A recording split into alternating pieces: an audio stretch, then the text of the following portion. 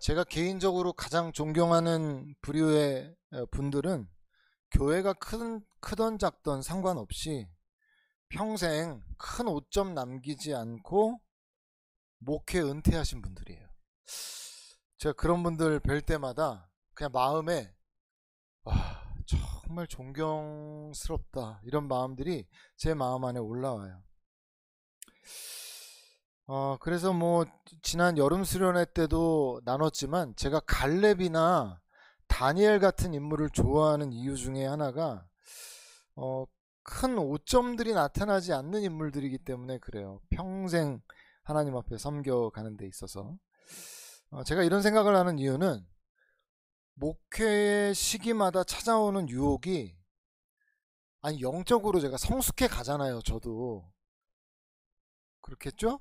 저도 성숙해 가면 제가 예전에 생각하기는 야 그래 내가 영적으로 성숙하면 이제 웬만한 유혹들이나 문제들이 점점 쉬워지고 좀 괜찮아지고 이럴 거란 기대가 제 안에도 어느 정도 있었는데 이게 점점 이겨낼 만하고 버텨낼 만하다기보다는 시간이 가면 갈수록 느껴지는 게 더 힘겨워지고 더 치열해진다는 느낌을 제가 받기 때문에 이게 참 쉬운 일이 아니다 라는 생각이 들어요. 그래서 제가 공자가 뭐 나이 40을 불혹이라고 하면서 뭐 유혹을 뭐 이기는 어떤 뭐 나이 이런 얘기 하는데 저는 사실 그 말에 동의하지 않아요. 인간의 죄성이라는 게 죽는 그 순간까지도 우리에게 작동을 하기 때문에 제가 그 말에 이렇게 동의하기가 좀 어려워요. 그래서 제가 이렇게 유혹을 끝까지 이겨내고 믿음으로 그 목회의 길을 잘 이렇게 가신 분들 보면 존경심이 막 일어나는 거죠. 그래서 가장 안타까운 분들은 제가 이렇게 말씀드린 부분에 대해서 목회 처음부터 정말 목회 잘하셔서 이 마지막까지 거의 잘 하시다가 마지막에 무너지시는 분들 보면 다른 사람들은 쉽게 그런 분들에 대해서 뭐 비난하고 뭐 이렇게 이제 얘기하는데 저는 비난 정죄 이런 게 일어나는 게 아니라 너무 가슴이 아파요. 그런 분들 보면 평생을 그렇게 힘써 하나님 앞에 충성을 다했는데 마지막에 그 일어났던 그 욕심이나 인간적인 마음들로 무너지는 거 보면 안타까움을 넘어서 참담한 심정이 막 느껴지는 거죠. 그렇게 열심히 사셨는데 열심히 하나님 앞에 충성했는데 마지막에 저렇게 되냐 너무 속상한 거죠. 근데 오늘 본문의 아사왕이 딱 그런 사람이었어요. 딱 그런 사람이었어요. 아사왕의 스토리가 여러분 묵상해 보셨으면 알겠지만 14장부터 16장까지 이렇게 3장에 걸쳐서 나오거든요. 근데 통치 초기부터 어땠어요? 우상을 제거하죠. 전쟁이 터졌는데 우리 전적으로 하나님을 의지해야 된다 그러면서 하나님의 능력으로 승리도 경험해요. 그리고 영적으로 개혁을 단행한단 말이에요. 그래서 유다 백성 전체가 하나님만을 의지하는 백성이 될 수 있도록 그 아사왕이 그렇게 섬긴 그런 왕이었거든요. 오늘 본문 이제 16장은 그가 통치 41년 중에 죽기 5년 전의 일이에요. 그 사건인데 북이스라엘의 왕인 바하사가 유다를 치러 이제 온 거죠. 그래서 전초기지를 세운 그 상황이에요. 여러분 14장 15장의 아사왕 정도의 영적 예민함이라면 전쟁이 딱 터졌잖아요. 그러면 눈치를 바로 딱 챘어야 돼요. 제가 생각할 때 아사왕 정도의 영적 예민함이라면 이거 하나님과의 관계에 문제가 생겼다라고 바로 눈치를 챌 만한 사람이에요. 이 사람은 예전에 그런 경험을 안 했던 사람이라면 모르지만 아사왕은 하나님 앞에 이런 영적 예민함을 갖고 있었던 사람이었기 때문에 얼마든지 이 전쟁이 메시지라는 거를 발견할 만한 그런 사람이라는 거죠. 왜냐하면 여러분 15장에 보면 아사가 종교개혁을 단행하거든요. 그래서 그 15장 제일 마지막에 뭐라고 나오냐면 그 개혁을 한 이때로부터 아사왕 제35년까지는 다시는 전쟁이 없으니라 이렇게 끝나요. 15장의 마지막이. 그러니까 아는 거예요. 아사왕이 내가 하나님 앞에 개혁을 단행한 걸 하나님이 이렇게 기뻐하셨고 그래서 이 땅에 계속 전쟁이 없구나. 적들이 우리를 두려워하게 만들어 주시는구나 라는 걸 아사왕이 알았다고요. 아는 왕이에요. 영적으로. 근데 오늘 본문 2절을 보세요. 북이스라엘이 치려했다. 전쟁이 일어났다. 그러면 제일 먼저 뭘 해야 돼요? 아이고 하나님 해야죠. 아이고 하나님 해야 될 거 아니에요? 근데 어떻게 해요? 잘 보세요. 2절 보니까 뭐라고 해요? 아사가 여호와의 전 곳간과 왕궁 곳간에 은금을 내어다가 다메섹에 있는 아람 왕 벤 하닷에게 보내며 이르되 라고 얘기하고 있어요. 자기 왕궁과 성전에 있는 은금을 다 끌어다가 이방 아람의 왕인 베나닷에게 돈을 주면서 북이스라엘 좀 물러가게 해주세요 라고 요청을 했다는 거예요. 이 말씀이. 그래서 베나닷이 아람의 이방 이 왕이 그 유다의 이 아사 왕의 요청을 원조 요청을 받아서 이 북이스라엘을 물려요. 쳐들어오지 못하게. 자, 여러분 문제가 해결됐어요. 아사 왕의 문제는 뭐였어요? 북이스라엘이 쳐들어와서 전쟁이 일어난 게 문제였는데 아람 왕 베나닷에게 가서 우리 좀 도와줘. 금은 다 갖고 가서 주면서 도와줘. 해서 그들이 와서 문제가 해결됐어요. 여러분 문제 해결됐으니까 잘 된 거 아니에요?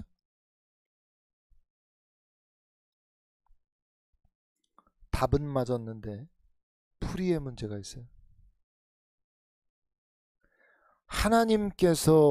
하나님께서 그 문제를 주신 이유는 이미 아사왕의 마음이 하나님으로부터 멀어졌기 때문에 그 전쟁을 통해서 그의 마음을 돌이키기를 원하셨던 거거든요. 그게 지금 하나님께서 아사왕에게 원한 것이었는데 문제를 어떻게 풀어요? 아람 왕 베나닷에게 가서 엎드려서 그의 문제를 해결하려 한 거죠. 그래서 하나님께서는 이스라엘 군대가 물러간 다음에 선견자를 보내요. 그래서 하나님의 말씀을 전해요. 그게 7절부터 9절까지 말씀이에요. 너 그렇게 풀었어 문제를? 자, 7절부터 9절입니다. 같이 한번 읽어볼게요. 시작.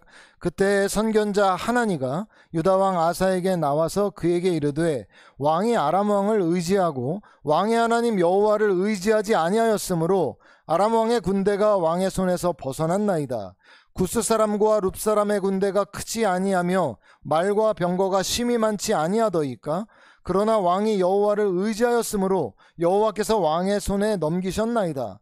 여호와의 눈은 온 땅을 두루 감찰하사 전심으로 자기에게 향하는 자들을 위하여 능력을 베푸시나니 이 일은 왕이 망령되이 행하였은즉 이후부터는 왕에게 전쟁이 있으리이다 하매. 여러분 역대하 15장 오늘 읽은 우리 본문 바로 이전 장인 15장이 그 종교개혁 했을 때가 그가 왕이 된 지 15년째의 일이에요. 그리고 오늘 본문은 36년째의 일이에요. 자, 몇 년이 지난 거예요? 종교개혁 한 지. 36 빼기 15 하면 채원아 21이죠. 그죠? 21이죠. 제가 여러분께 여쭤보고 싶은 건 이거예요. 종교개혁을 그렇게 강력하게 단행해서 하나님 앞에 온전한 모습으로 우리가 서야 합니다 라고 외쳤던 때가 그의 왕 된 지 15년째의 일인데 그가 36년째 그러니까 21년이 흐른 이 시점에는 전쟁이 터져서 메시지를 하나님이 던지고 있는데 그걸 눈치를 못 채고 아람 왕 베나닷에게 금은을 갖다 바치면서 우리를 도와달라 하는 왕이 되어 있는 거예요. 21년이라는 시간 동안 무슨 일이 일어난 거예요?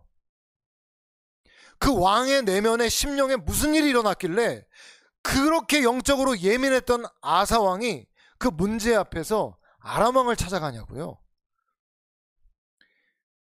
여러분 사탄은 결코 여러분이 만만하게 볼 수 있는 대상이 아닙니다. 이 아사 왕의 변화된 모습을 보세요. 저는 이 본문을 보면서 도대체 21년 동안 사탄이 이 아사 왕에게 행한 이 일들을 생각할 때 사실은 소름이 돋을 정도예요. 아니 어느새 이 자리까지 끌고 내려왔냐 이거예요. 이렇게 영적으로 예민했던 사람을 언제 여기까지 끌어내려 있냐 이 말이에요. 여러분, 대기오염이 사실 심각하죠. 그런데 여러분, 대기오염이 여러분 피부에 진짜 심각해 매일같이 위기를 느낍니까? 여러분 바쁜 하루하루를 살아가는 가운데 여러분 요새 미세 플라스틱에 대한 그런 위험을 경고하는데 당장 여러분 우리가 뭐 페트병에 있는 물 마실 때 여러분 그런 거 걱정하세요? 미세 플라스틱의 어떤 위험에 대해서 고민하세요? 잘 생각해 보세요. 분명히 우리 몸을 병들게 만들고 우리를 점점 건강을 악화시키고 있는 일들인데 우리가 그거를 위협적으로 느끼지 않으며 살아가죠. 사탄은 꼭 이런 식으로 공격해요. 분명히 우리를 넘어뜨리는데 단번에 뜨거운 물에 던지지 않아요. 물의 온도를 서서히 올리는, 우리의 방향을 한 번에 바꾸지 않아요. 서서히 바꾸죠. 우리가 하나님을 향해 온전히 우리가 이 방향으로 있었다면 사탄이 원하는 건 이게 아니에요. 사탄이 원하는 건 이거예요.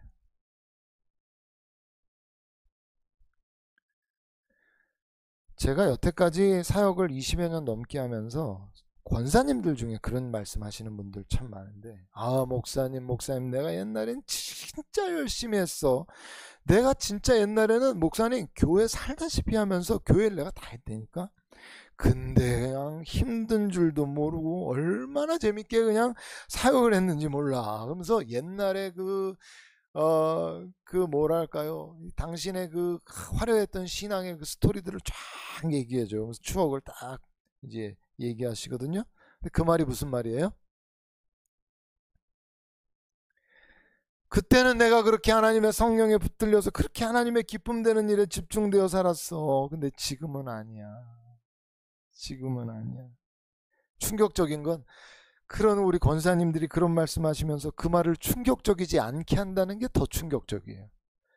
당신들이 성령께 붙들려서 하나님 나라의 일들을 하는 게 그렇게 기쁘고 행복하고 하나님께 붙들려 사는 게 그렇게 너무 기뻤다는 거예요. 말씀을 읽으면 너무 꿀송이 같고 너무 좋고, 그 시간이 하나님께 붙들려 있는 시간이 너무 좋고, 새벽 예배 때 그렇게 기도하는 시간이 너무 좋고, 하나님과의 시간이 너무 좋고 너무 달콤했고 너무 좋았는데 그렇지 않아 라고 얘기하는데 표정이 어둡지가 않고 그랬어 라고 하면서 그때를 그냥 그렇게 추억해요. 조금씩 말씀을 읽으면서 그 느꼈던, 이런 말씀이 있네. 여기서 이거를, 그래 내가 그랬다고 생각은 했는데 하나님이 탁 집어서 이렇게 말씀해 주시네. 이게 이런 거였구나. 이게 이런 거였구나. 마치 보석을 발견해내는 것처럼 성경 읽으면서 그 기쁨들이 막 올라올 때 그 기쁨들, 그 시간들이 얼마나 귀합니까? 근데 그런 시간들을 빼앗기고 다른 걸로 대체되는 거는 어쩔 수 없지. 내일부터 하지. 라고 하면서도, 잠깐, 내 5만원짜리가 어디 갔지? 5만원짜리가 분명히 있었는데 나 가방 안에 있나? 가방 뒤져도 없어. 이거 어디 갔지? 바지 주머니 다 뒤지고 뭐 윗주머니 다 뒤지고 막 밑에 다 뒤지고 5만원짜리가 없어졌어요. 여러분 찾아요 안 찾아요? 5만원 정도는 안 해요? 100만원짜리 정도 되면 찾아요? 그거 안 찾아요? 5만원 안 찾아요? 이분들 한 50만원 합시다. 그러면 50만원짜리가 있다고 치고 50만원짜리 수표 분명히 있었는데 없어. 막 다 책 다 찾아 막 두지도 않는데 막 가능성도 없는 데를 보면서 막 다 넘겨보면서 여기 있나 저기 있나 몇 단 왔나 첫 단 왔나. 하나님과 나 사이에 누려졌던 그 기쁨의 시간들에 대해서는 빼앗겨도 크게 위기의식을 못 느끼고, 진짜 내가 눈에 보이는 그 물질에 대한 어떤 뭐 단지 5만 원짜리라고 해도 그거 하나 찾는데도 그렇게 우리가 애써 찾으려고 하는 우리의 모습이 있지 않나. 여러분, 우리 생각해 봐야 되는 거예요. 어느새 전쟁이 일어났는데 하나님 앞에 엎드리라는 사인인 거 너무 분명하고 명확한데, 에? 눈치채지 못하고, 아, 날 도와줄 사람이 누구야? 그래, 아람 왕 베나닷을 찾아가자. 이렇게 바뀌어 있어요. 21년 전의 아사왕은 전혀 그렇지 않았죠. 여러분, 그래서 우리가 늘 예배 때 예배 말미에 결단의 내용을 우리 주보에다 적잖아요. 이게 그렇게 중요한 이유가 있어요. 신앙의 결단이라는 건 방향을, 틀어졌던 방향을 다시 하나님께로 맞추는 거예요. 0점 조정을 다시 하는 거예요. 네? 사탄이 우리가 결단할 때 어떤 집사님이 한숨 쉬면서 그런 얘기 한 적이 있거든요. 저한테. 아, 목사님 또 뭘 결단해야 되죠? 뭘 또 새롭게 또 어떻게 결단해야 되죠? 결단하는 게 힘들다 이 말이에요. 근데 여러분 잘 생각해 보세요. 사탄이 우리가 결단할 때 나 또 무너질 텐데 이런 생각하면서 조롱하거든요. 우리 마음속에서. 잘 생각해 보세요. 성도들은요, 작심삼일에 내가 무너진다고 낙심할 게 아니라 3일마다 작심하면서 마귀 조롱해야 돼요. 이게 우리가 살아가야 될 방식이라고요. 여러분, 저는 신앙생활에 있어서는 계속 변화를 줘요. 뭐 예전에는 성경 통독을 빨리 해서 이제 성경을 꼼꼼하게 천천히 읽어야지. 그러니까 제가 우리 그 연대기 성경 통독 끝난 다음에 하는 일이 뭐냐면은 신약 성경을 아주 꼼꼼히 보는 거예요. 단어 하나하나 천천히 의미를 새기면서. 그래서 신약 성경 서신서나 이런, 요새 다시 또 서신서보다 요한복음 보고 있는데 천천히 읽어요. 그리고 뭐 다이소에 가서 노트가 있네. 노트에 안 써도 되는데 노트를 사요. 그리고 책상 앞에 놔. 성경책 펴 있고 책상 앞에 놔. 그렇게 해놔야 써. 그리고 펜도 있어요. 펜이 없는 게 아니야. 새로운 펜을 사요. 아, 목사님 펜 욕심 있으시다. 사치하려고 하는 게 아니고요. 내가 어떻게든 하나님 앞에 붙들려 있기 위해서 다시 새로운 펜으로 내가 그 펜을 보면서 내가 이걸로 성경 이제 언더라인 그으면서 내가 이제 쓰면서 이제 읽어야 되겠다 해서 펜을 사요. 그래서 마음을 또 새롭게 해요. 여러분, 에베소서를 다 읽었어요? 그러면 나 이제 골로새서를 깊이 묵상해 볼까? 무슨 차이가 있을까? 이 서신에는 왜 똑같은 얘기를 여기서 했는데 여기서도 할까? 예전에 읽고 넘어갔다면 노트에 쓰기도 해요. 이렇게 하면서 어떻게든 무너져도 또 일어나보고 무너져도 또 일어나보고 무너져도 또 일어나보고 결단한단 말이에요. 이걸 안 하잖아요? 그러면 영적 무감각증에 빠져요. 그러면 어느새 아사왕 자리에 자기가 서 있어. 아이, 뭘 하나님께 기도해. 세상에 쉬운 방법이 있는데. 이게요, 여러분이 한순간에 그렇게 된 게 아니고요. 사탄이 여러분이 하나님 앞에 0점을 딱 잡았는데 조금씩 여러분을 틀어서 여러분을 빗나가게 만든 거예요. 한국교회에 주일 예배 이후에 수요 기도회가 있잖아요. 참 좋은 기도예요. 우리가 수요 기도회 없지만. 왜요? 작심삼일을 반복하게 도와주잖아요. 작심삼일 자체는 안 좋은 말이죠. 근데 저는 성도들이 그래요. 결단하는 거 어려운 일이지만 0점을 계속 잡아야 돼요. 왜냐면 우리의 죄성은 계속 이쪽으로, 반대쪽으로, 하나님 반대편으로 움직이기 때문에 이걸 자꾸 끌어다가 하나님 편으로 옮겨놓지 않으면, 성령 충만이라는 게 뭐예요? 0점을 계속 하나님께로 맞추고 있는 사람이 성령 충만한 사람이에요. 그래서 그 여러분의 묵상의 습관이나 성경 통독의 습관이나 여러분이 행하는 그 습관들이, 아, 이거 또 약간 뭔가 대단한 은혜를 못 받은 것 같은데 그래도 해야 되는 이유가 뭔지 아세요? 그게 성령 충만이에요. 0점을 계속 하나님 앞에 잡아두는 거, 이게 성령 충만이에요. 그런 사람이 여러분 쭉 흔들리지 않고 갈 수 있어요. 여러분이 영적으로 어려웠을 때 생각해 보세요. 여러분 결단이 없죠. 결단이 없어요. 내가 신앙적으로 어려울 때를 보면 결단이 없어요. 0점을 다시 잡지 않죠. 여러분, 선지자 하나니가 아사왕에게 또 한 가지 중요한 말을 해요. 네가 하나님을 의지하지 않고 아람 왕을 의지하였기 때문에 아람 왕의 군대가 왕의 손에서 벗어났나이다. 이렇게 말해요. 이게 무슨 말이에요? 원래 하나님만을 의지할 때는 아람 왕이 누구 손에 있었어? 아사 왕에 붙잡혀 있었다는 이 말이에요. 잘 보세요. 아사 왕이 개혁을 단행하고 전쟁이 없었다 그랬잖아요. 21년째 개혁 단행했는데 35년까지 전쟁이 없었어요. 이 말은 하나님께서 그 주변의 국가의 왕들을 이 아사 왕 손에 꽉 붙잡히게 만들었다는 거예요. 감히 두려워서 아사 왕에게는 전쟁을 못 거는 거야. 왜? 하나님을 경외하니까 하나님이 그들의 마음을 그렇게 잡아뒀어. 그러니까 이들이 꼼짝 못하죠. 근데 아사 왕이 아람 왕에게 가서 손을 내밀었기 때문에 네 손에 붙잡혀 있던 아람 왕이 빠져나갔다 이 말이에요. 이게 얼마나 무서운 말이에요? 이 말이 뭘 암시하죠? 기대해. 전쟁이 있을 거야. 네가 하나님이 아닌 아람 왕을 의지했기 때문에 그의 손에 붙들려 있었던 이방 나라들이 손에서 모래 빠져나가듯이 싹 빠져나가요. 그리고 아사 왕에 대해서 전쟁을 일으켜야 되겠다라는 마음이 일어나요. 이렇게 하나님의 심판이 오는 거예요. 이렇게 하나님의 심판이 오게 된다고요. 우리가 죄를 지으면 당장의 문제가 안 생긴다고 제가 말씀드렸죠. 그런데요, 여러분이 붙잡고 있었던 문제의 소지가 될 걸 하나님만을 경외할 때는 여러분이 붙잡고 있어요. 왜냐하면 여러분이 하나님만을 경외하고 있기 때문에 그래요. 여러분이 눈을 돌려 세상을 의지하고 세상 것들을 붙잡잖아요.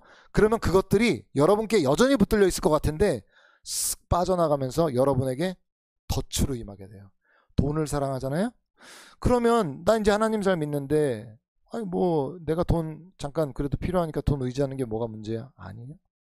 돈이 빠져나가서 여러분에게 덫이 돼서 온다니까요. 여러분을 공격한다니까요. 여러분이 세상 권력이나 명예 추구하잖아요. 그것들이 여러분 하나님 의지하지 않고 그거 의지하면 손에서 빠져나가서 여러분을 공격하는 것들이 돼요. 그때 당시에는 자기를 좋게 하는 것 같죠. 그러나 그것이 바로 올무가 돼요. 제가 예전에 한번 말씀드린 적 있죠. 신학교 3학기 때 세상에 떠도는 모든 천국 지옥 간증을 다 들으면서 분석해 봤다고 제가 말씀드린 적 있잖아요. 제가 그때 지옥 간증 들으면서 참 그럴듯하다라고 생각했던 게 그걸 확실히 믿지는 않아요. 근데 제가 참 그럴듯하다라고 생각했던 게 지옥에 있는 사람들이 어떻게 있는가를 묘사하는데 세상에서 자기를 망하게 했던 일을 지옥에서 계속하고 있더라는 거예요. 그래서 뭐 싸우다가 지옥에 온 사람을 보니까 서로 계속 찌르고 있어. 지옥에서 영원히 안 죽어. 마약 중독으로 빠진 사람은 뭘 계속 먹는데 보니까 그게 마약인데 자기는 마약이라고 해서 먹는데 그게 온몸을 태우는데 계속 그거를 하고 있어. 또 살아나. 또 마약을 먹고 또 죽어. 알코올 중독 완전히 술이 또 마시는데 목을 다 태워. 온몸 장기를 태워. 근데 그렇게 해가지고 자기를 죽이고 또 그렇게 살아나고 하더라는 거예요. 여러분, 사람들이 세상에서 죄를 좋아하는 마음으로 그걸 품잖아요. 그러면 그것이 반드시 그에게 족쇄가 돼서 그 사람을 망하게 만든다니까요. 일 중독자는 과로로 세상을 떠요. 마약 중독자는 마약으로 죽어요. 여러분, 폭력을 일삼는 사람은 폭력으로 죽어요. 그렇게 가요, 다. 잘 보세요. 세상에 망하는 사람들 그렇게 간다니까요. 알코올 중독자들도 그걸로 결국은 끌려 들어가요. 중독이 되면. 야고보서 1장 15절에 이런 말씀이 있어요. 욕심이 잉태한 즉 죄를 낳고 죄가 장성한 즉 사망을 낳느니라. 이런 말씀이 있어요. 여기서의 욕심은 악한 욕심을 말해요. 정욕을 의미해요. 우리의 마음에 빗나간 욕망을 딱 품잖아요. 그 욕망이 실제 행동으로 옮겨지는 죄가 되고 그 죄가 반복적이 되면 굳어져요. 그래서 결국 사망, 하나님과의 단절로 끝이 난다는 거예요. 그래서 여러분, 어떤 성도든지 사탄이 죄거리, 저 사람이 요 죄는 포기 안 할 거야 라고 하는 것만 딱 붙잡고 있잖아요. 그러면 무서워 안 해요, 그 성도는. 왜냐면 예배에서 은혜를 받아도 별로 그렇게 흔들리지 않을걸요, 사탄이. 왜냐면 저 영혼은 이 죄로 유혹하면 금세 무너지니까 걱정 마라. 이렇게 얘기하는 거예요, 자기들끼리. 걱정하지 마. 지금이야 뭐 은혜 받고 뭐 한다 하지만은 그 죄를 버릴 생각이 없어. 저 영혼은 결국 무너질 거야. 죄는요 꼭 마치 소방수 같아서 우리의 심령에 불이 붙잖아요. 예배 때든지 여러분이 말씀 묵상이든지 여러분이 기도를 할 때 심령이 뜨거워지는 경험을 하잖아요. 그 죄를 손에 쥐고 있다면 찬물을 확 견져버려요. 그 죄로 여러분의 마음을 충동시켜서. 그래서 그 죄를 포기하지 않는 사람은 은혜의 불을 끌 소화기를 늘 갖고 사는 사람이에요. 그래서 아무리 교회에서 은혜를 받아도 불을 꺼버리고 이런다고요. 그래서 뿌리까지 뽑아내야죠. 안 그러면 안 됩니다. 자, 전쟁으로 깨닫지 못해요. 이 아사왕이. 그러니까 선견자분 했잖아요. 그래서 아사왕을 돌이키길 원한 거예요. 그거는 심판 뭐 저주만 하려고 한 게 아니라 돌아와라 라는 말씀이었어요. 근데 선견자가 이렇게 선언을 하니까 뭐라 그래요? 선견자가 하니까 10절 보세요. 같이 한번 읽어볼게요. 10절 시작.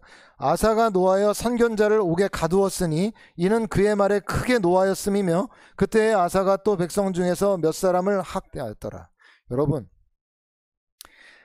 마음이 하나님으로부터 떠나 있는데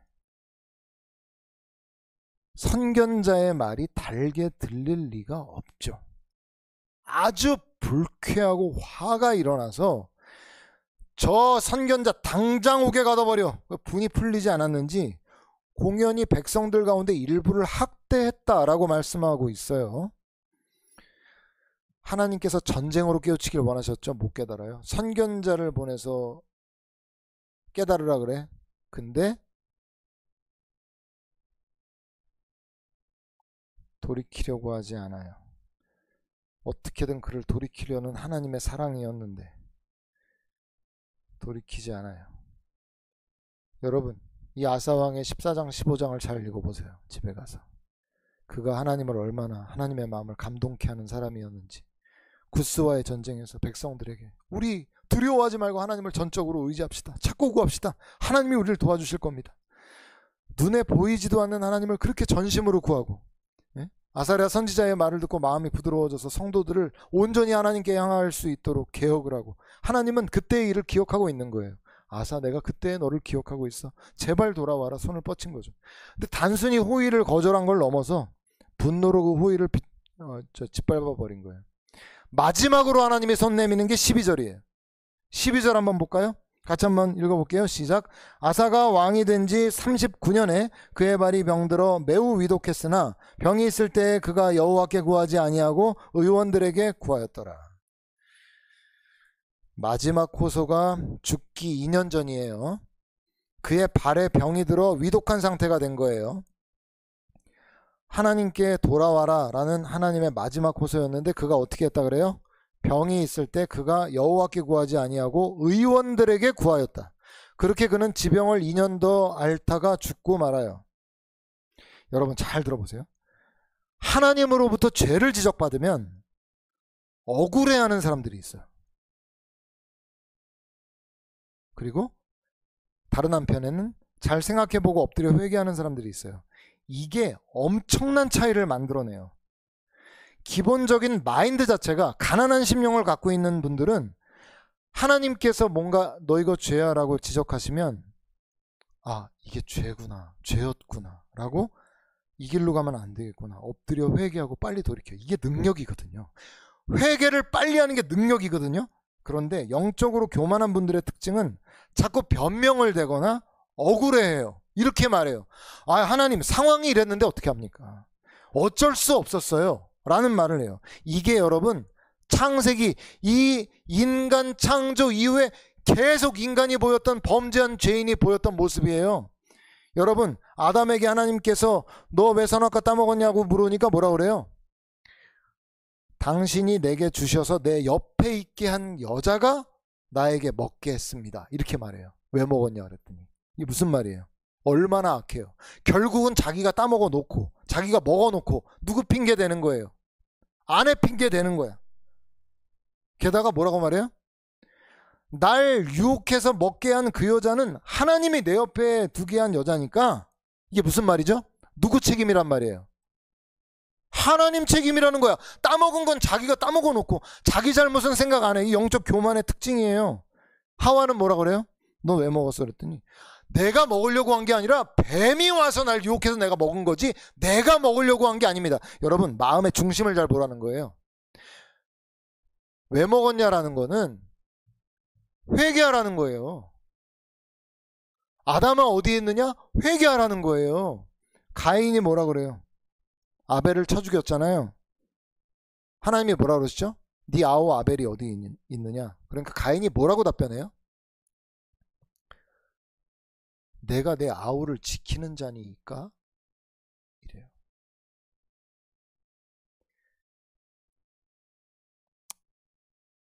가인이 하나님이 내가 아닌 걸 감사하게 생각해야 돼요. 진짜. 나였으면 야 가인 아벨 어디 있어? 쳐 죽인 거 다 알고 내가 아벨을 지키는 자이니까 무슨 말이에요 그게? 난 잘 모르니까 어디에 있는지 어디 있는지 있겠죠. 하나님이 잘 찾아보세요 한번. 이런 얘기거든요. 말하자면 하나님이 몰라 질문하신 거예요? 하나님이 원한 게 뭐죠? 하나님 제가 시기심의 아우를 죽였어요. 잘못했습니다. 용서해 주세요. 아담, 하와, 가인 회개할 기회 주셨죠. 답변이 다 하나같이 저 사람 때문에 그랬어요. 난 모르겠는데요. 어쩔 수 없었어요. 이게 죄인들의 특징이에요. 교만한 사람의 특징이에요. 여러분, 인간의 의라는 건 하나님 보시기에 거기서 거기에요. 하나님 눈에 인간의 의는 더러운 옷과 같다는 말씀이 있잖아요. 그런데 차이가 있죠. 차이는 뭐냐면 죄에 대한 인정, 회개의 태도에 있어요. 하나님 보실 때 인간의 의라는 건 그만한데 죄를 지적당할 때 그가 보이는 그의 모습, 반응이 하나님 보실 때는 천지 차이라는 거예요. 베드로와 가룟 유다 차이가 뭐예요? 둘 다 예수님 부인했어요. 가룟 유다는 자책하고 자살하잖아요. 근데 베드로 어떻게 해요? 내가 예수님을 부인했구나 통곡하면서 회개해요. 다윗과 사울의 차이가 뭐예요? 사울은 아말렉을 진멸하라는 하나님의 말씀 거스른 것 두고 사무엘이 지적하니까 뭐 하는 짓입니까? 라고 하니까 뭐라 그래요? 이거 하나님 제사 드리려고 그런 건데요. 핑계대잖아요. 다윗도 엄청난 죄를 지어요. 충직한 우리야 살인교사하고 아내 밧세바를 범하죠. 근데 나단 선지자가 그 악한 자는 바로 당신입니다 라고 말하니까 바로 엎드려 회개해요. 이게 하나님 앞에 빛나는 사람들의 특징이에요. 이게 심령이 가난한 자의 특징이에요. 영적으로 살아있는 자, 깨어있는 자의 특징은 하나님이 너희가 죄야 라고 하나님이 딱 지적하셨을 때 바로 엎드리는 사람이에요. 아이고 하나님 잘못했습니다. 아이고 하나님 용서해 주십시오. 하나님 그 심령을 기뻐하시는데 너희가 죄야 그러면 이거 어떻게 해요? 상황이 이런데 돌이켜라. 하나님 이거까지 어떻게 해요? 겉으로는 똑같은 모습으로 신앙생활하는 것 같아 보여도 이 영적인 가난함과 영적 교만의 차이가 그렇게 크게 있는 거예요. 영적인 성장이라는 게 하나님과의 관계로부터 오는데 늘 죄에 대해서 교만한 자세로 회개하지 않고 계속 죄를 품고 있잖아요. 종교 행위는 시간이 지나면 노련해질지 몰라도 심령을 싸고 있는 껍질, 죄의 껍질이 계속 자기를 감싸고 있기 때문에 교만 안에 갇혀서 하나님을 제대로 경험할 수 없게 돼요. 분명해요. 반대로 늦게 예수님을 믿었어도 아이고 하나님 맞습니다. 아이고 하나님 이건 죄가 맞습니다. 용서해 주십시오. 빨리빨리 회개하는 사람들은 영적 성장이 빨라요. 왜요?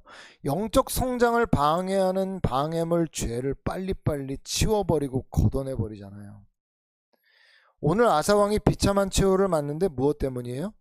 교만의 뿌리로부터 회개를 거부했기 때문이에요. 아사왕의 멸망의 이유예요. 이게 얼마나 참담해요. 아까 9절 읽었지만 여호와의 눈은 온 땅을 감찰하사 전심으로 자기에게 향하는 자들을 위하여 능력을 베푸신다. 여러분 하나님은요 일부의 마음에 만족하시는 분이 아니에요. 일부의 마음에 감동하시는 분이 아니에요. 하나님이 원하는 건 오늘 찬양의 제목처럼 전심으로 해요. 우리가 세상에서 하나님이 될 수 있는 것들을 만들어내는 순간 우상 숭배는 시작되고 그 영혼은 어두워지기 시작해요. 안 보여요. 하나님이. 당연하죠. 하나님 아닌 다른 신을 보고 있는데 하나님은 보일 리가 없어요. 그거부터 회개하라고 하나님이 말씀하시죠. 너 빛이 너에게 비추기를 원해? 그럼 너의 어둠부터 걷어내. 요한복음 잘 보십시오. 그러나 사람들이 어둠을 사랑하여 빛으로 오기를 거부하였다. 이런 말씀이 나와요. 빛이 좋은 건 알아요. 근데 내가 어둠을 사랑해서 빛으로 가까워 나기를 싫어해요. 왜? 버려야 되니까. 어둠을. 그렇게 신실했던 아사왕이 이렇게까지 변질돼서 멸망할 수 있다는 건 오늘 우리에게 큰 교훈을 주죠. 제가 오늘 여러분 보기에 어떤 모습인지 모릅니다만 저라도 죄를 품고 회개하지 않고 변명과 회피로 일관한다면 1년 후, 5년 후 제가 어떻게 될까요? 잠언 16장 9절에 보면 교만은 패망의 선봉이요 거만한 마음은 넘어짐의 앞잡이라고 말씀하고 있어요. 우리의 호흡이 닿는 순간까지 오늘 본문의 9절 말씀처럼 여호와의 눈이 온 땅을 감찰하시면서 찾으시는 전심으로 하나님을 향하는 사람의 마음을 늘 붙잡고 있어야 돼요. 이 일에는 쉬는 시간도 없고 졸업도 없어요. 끝까지 가야 돼요. 전심으로. 우리 삶의 기록이 처음부터 끝까지 그는 과연 모든 삶을 통틀어 나를 향한 사람이었다라는 평가를 받을 수 있는 우리 모두가 될 수 있기를 주님의 이름으로 축원드립니다. 함께 결단 적는 시간을 갖도록 하겠습니다.